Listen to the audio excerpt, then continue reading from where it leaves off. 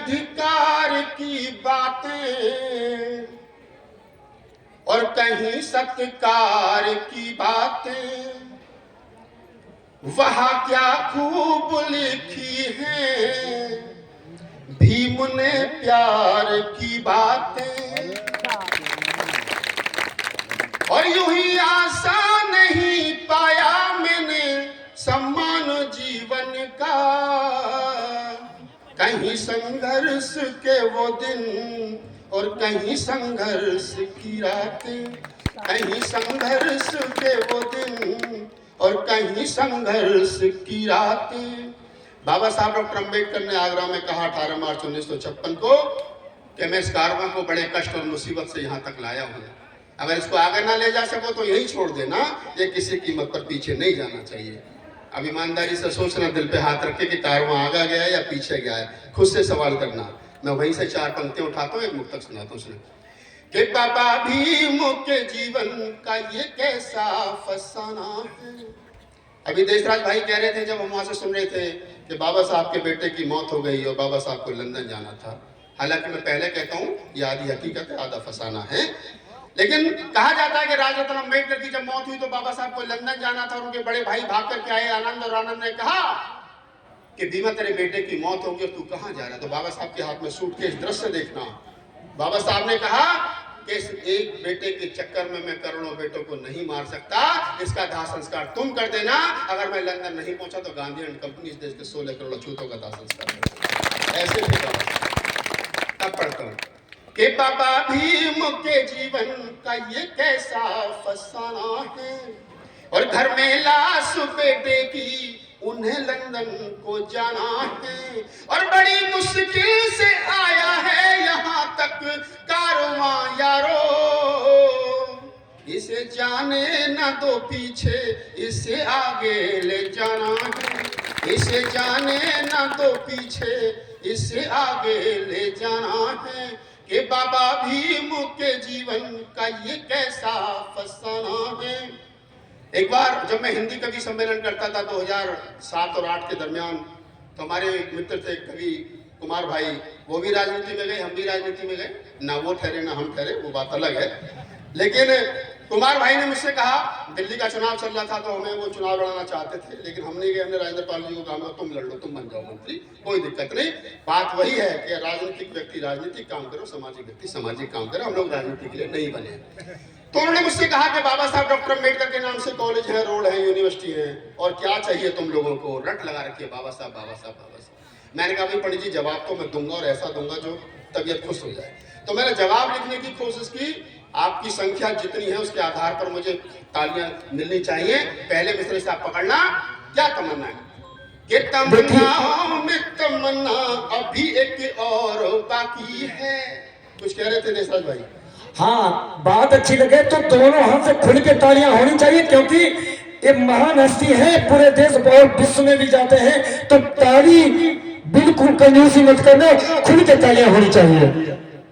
चलिए अपने आप बजा देंगे, बहुत प्रबुद्ध लोग हैं मुझे पता है। कि तमन्नाओं में तमन्ना, देखो जो लोग नहीं जानते बता दूं, मैं 22 राज्यों में गया, 1000 से ज्यादा रात जाग करके बाबा साहब पर कविताएं सुनाई मैंने। संसद भवन में खड़े होकर के 10 बार कविताएं सुनाई, सरकार की आंख में आंख डाल करके। बाद में थावरचंद गहलोत आजकल तो राज्यपाल में मिनिस्टर हुआ करते थे, मुझसे कहते थे राहुल हम 50,000 रुपए की देते हो, तो मैं उल्टी सुना के चला जाता है। मैं कहा आप अपना काम करो, मैं अपना काम कर रहा हूँ, तो हमें अपना काम करना चाहिए। कि तमन्नाओं में तमन्ना अभी एक और बाकी है, ये फोटो भीम की नोटों पे अभी आनी बाकी है। मुझे पता था आप ताली कहाँ बजाओगे, यही बजाओगे। मैंने जब पहली बार ये पंक्तियां पढ़ी तो रामविलास पासवान जी हमारे बीच नहीं है, उन्होंने मेरी पीठ थपथपाई पार्लियामेंट के प्रांगण में बाबा साहब की जयंती पर। उन्होंने कहा राहुल नागपाल बहुत अच्छी कविता, थावरचंद गहलोत साहब, सत्यनारायण जटिया साहब, पूरी सरकार सुन रही थी, बोले बहुत अच्छा, बहुत अच्छी कविता, हमारे बच्चे भी सुनते हैं। मगर मोदी जी की तरफ से झूठ बोले तुम भी सुनते हो, सच स्वीकार करो। लोगों ने कहा कि अगर बाबा साहब की फोटो नोटों पर आई तो मुन्नी के कोठों पर लुटाई जाएंगी, शीला के गानों पर लुटाई जाएंगी, तो समस्या होगी, बाबा साहब का अपमान होगा। तो मैंने कहा, माताएं बहनें बैठिए ध्यान से सुनना मेरी बात को, मैंने कहा कि बाबा साहब की फोटो नोटों पर आई और वो मुन्नी के कोठों पर शीला के गानों पर लुटाई गई। तो जब मुन्नी नाच नाच के थक जाएगी, नीचे बैठेगी, घुंघरू खोलेगी और नोट उठाएगी, तो नोट को देख करके बाबा साहब की फोटो आंखों में आंसू ला करके इतना तो जरूर कहिए, हे नारी के मुक्तिदाता, आने में इतनी देर क्यों लगाती। और मेरा दावा है उसके बाद मुन्नी घुंघरू नहीं बांधेगी, वो अपने बच्चों को पढ़ाएगी, लिखाई जाएगी, स्पीशियस बनाएगी। और फिर मैं कहता हूँ इसके मनुवादियों से जो रात के अंधेरे में बाबा साहब की मूर्ति तोड़ करके चले जाते हैं कि बेटा जब नोट पर फोटो छपेगी फिर बता कितनों में आग लगाएगा। फिर तो दिवाली के दिन रख के पूजा भी करेगा ना। उन्होंने कहा जी 2000 के नोट तक तो महात्मा गांधी है। मैं कहा कोई बात नहीं, समस्या का समाधान, छोटा आदमी छोटा नोट, सरकार 5000 का नोट छापे, बाबा साहब की फोटो छापे, समाधान। पूरी करता हूँ पंक्ति सुनिए कि तमन्नाओं में तमन्ना अभी एक और बाकी है, ये फोटो भीम की नोटों पे अभी आनी बाकी है। और दिवाली के दियों से फिर यहाँ पूजते रहे बाबा, दीवानों भीम को देनी यही सौगात बाकी है, दीवानों भीम को देनी यही सौगात बाकी है। तमन्नाओं में तमन्ना अभी एक और बाकी है। इस कविता के अंतिम 4 मिसरे पढ़ता हूँ, सुनिए। बाबा साहब डॉक्टर अम्बेडकर ने कहा कि मुझे पता है मेरे समाज के लोगों को कभी सम्मान नहीं मिला, तो कुछ लोग चाहते थे कि वोट डालने का अधिकार उन लोगों को हो जिनके पास 25 बीघा जमीन हो या इनकम टैक्स पेयर हो। तो बाबा साहब ने कहा कि नहीं, उस हर आदमी को वोट डालने का अधिकार होना चाहिए जिसकी उम्र 20 वर्ष हो। बाद में घटा करके 18 साल कर दी गई। तो मैंने कहा वहीं से 4 पंक्तियां उठाई। आज देखो जिनमें से बदबू आती थी, जिन्हें गांव में पूरब की तरफ बसाया जाता था, आज प्रधानी का चुनाव होता है तो कोई आता ना तुम्हारे पैर छूने का, चाचा वोट मुझे देना। विधायक के चुनाव में आता चाचा वोट मुझे देना, अगले साल MP के चुनाव में चाचा वोट मुझे देना, निगम पार्षद के ब्लॉक प्रमुख के चुनाव में चाचा वोट मुझे देना। बीच कुछ में कोई मर जाए उपचुनाव हो तब भी कोई ना कोई आता चाचा वोट मुझे देना है। अरे बदबू आती थी, तुम्हें धन्यवाद करना चाहिए बाबा साहब को, सुबह उठकर फूल चढ़ाना चाहिए कि तुम में से बदबू आती थी, तुम्हें पूजनीय बना दिया बाबा साहब डॉक्टर अम्बेडकर। 4 पंक्ति पढ़ता हूँ, सुनिए कि बाबा भीम की कलम से ये कमाल हो गया। पहले कहते थे कि राजकुमार पैदा हुए हैं, काशीराम साहब ने कहा था कि कोई राजकुमार रानी की कोख से पैदा नहीं होगा, मत पेटी से पैदा हुए।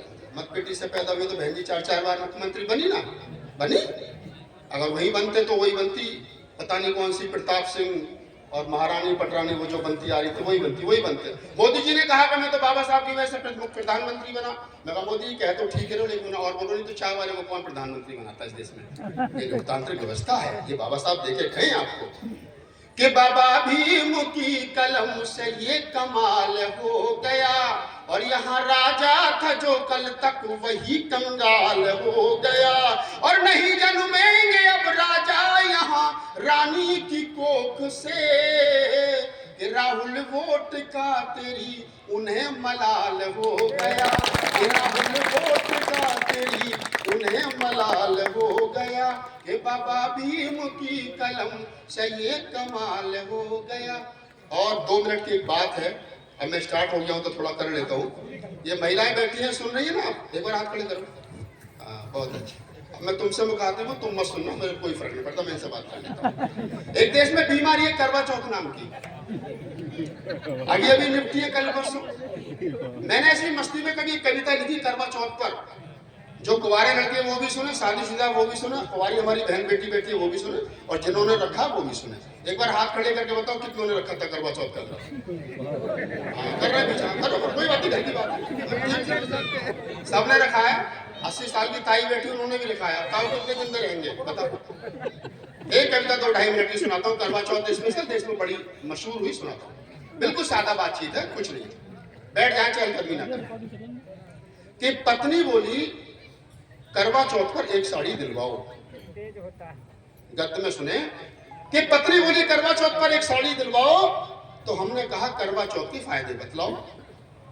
बात हमारी जायज थी भाई, तुम 5000 की साड़ी मांग रहे हो तो फायदे तो कुछ होने चाहिए।